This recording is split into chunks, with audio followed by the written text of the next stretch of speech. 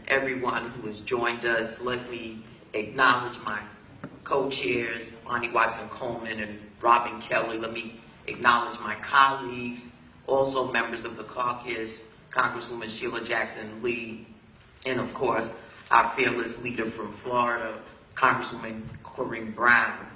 I had to just take a deep breath. I had to depart from my comments because when you hear from a mother in the movement, it's time to pause and just reflect on what we've heard. Try our very best to deep down in our soul, feel the power that she's unleashing in this room to activate and motivate us. So let's just give it a moment, because I need it. And I know you need it too.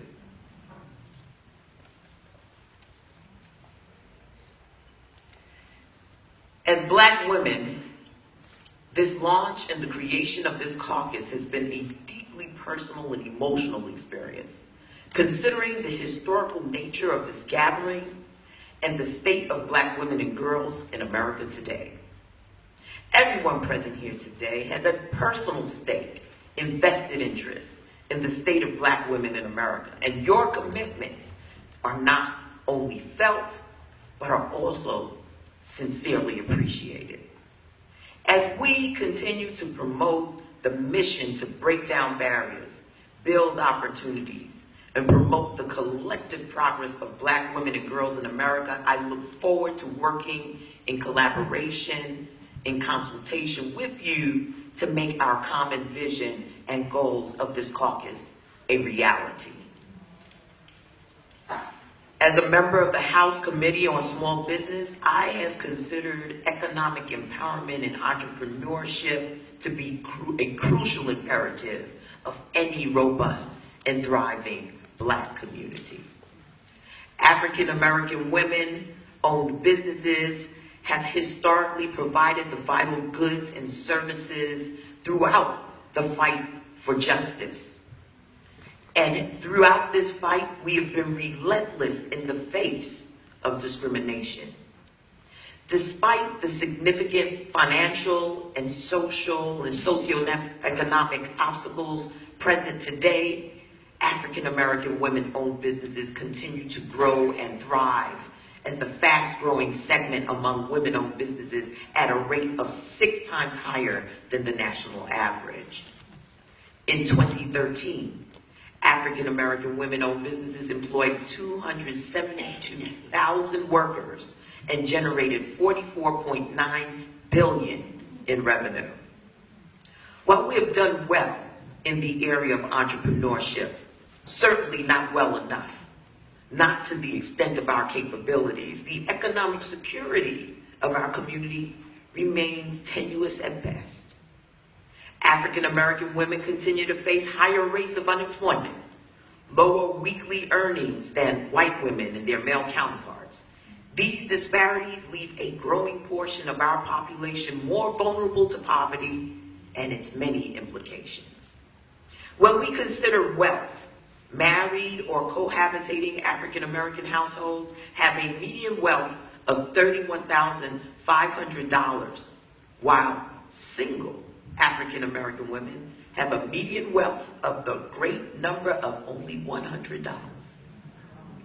Too many African American women with children are unable to accumulate wealth and are instead living from paycheck to paycheck. Let's talk about wage theft. Let's talk about home foreclosures. When we consider Black female educational attainment, which is the other area that I will be sort of shepherding through this process, disparities continue to persist and may remain at significantly lower levels than that of white women. While African American women earn more than half of all science and engineering degrees completed by African Americans and have surpassed their male counterparts, only 2% of African American women are represented in STEM fields. Let's talk tech, everybody. Today, we are tasked with not only assessing the current state of our sisters, daughters, mothers, grandmothers, and aunts, but also with formulating solutions. It isn't enough to simply diagnose the problem, but more importantly, to treat the root causes. There are many reasons for these disparities, such as the fact that Black girls in public elementary and secondary schools nationwide were suspended at a rate of 12%, compared with the rate of just 2% for white girls. More than girls of any other race or ethnicity. Black girls are 16% of girls in schools, but 42% of girls receiving corporal punishment, 42% of girls expelled with or without educational services, and 34% of girls arrested on campus. With statistics like these, there's no wonder that many of our girls are facing difficulties in attaining their education. But student loan debt is the single largest disparity that adversely impacts on African American women's ability to receive a college degree. African American women as a whole are disproportionately affected by student debt. More than 40% of African American families had student loan debt in 2013, compared with 28% of white families.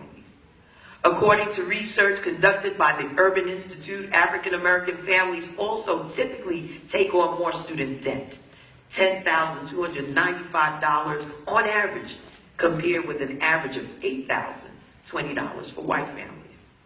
So it is clear that we have lots of work to do.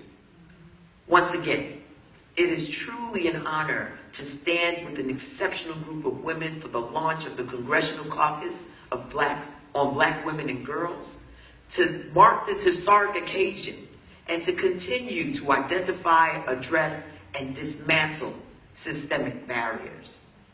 We will adhere to the mission to level the playing field, build opportunities, and promote the collective progress of Black women and girls in America.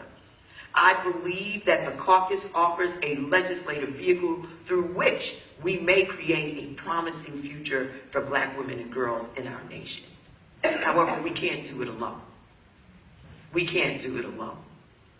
We are sending out a clarion call for the cavalry to show up, for all of us to be engaged at every moment and every second of the day, to not only make sure that we achieve justice for our women, but that we hail our women who are successful, that we show up when need be to congratulate, that we show up when we need to console, but more importantly, that we show up so that another generation of Black women and girls will not experience what we have experienced, what our foremothers have experienced, that we will be the generation that will turn this situation around, that we will make the difference in our lives and the lives of girls and women to come. So thank you once again for your time,